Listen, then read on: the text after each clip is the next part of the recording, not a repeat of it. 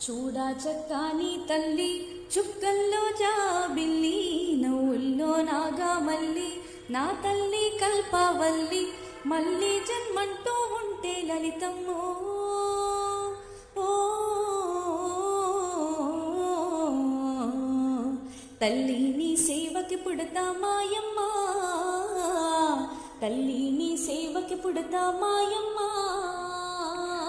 చూడా చక్కాని తల్లి చుక్కల్లో జాబిల్లి నవ్వుల్లో నాగామల్లి నా తల్లి కల్పవల్లి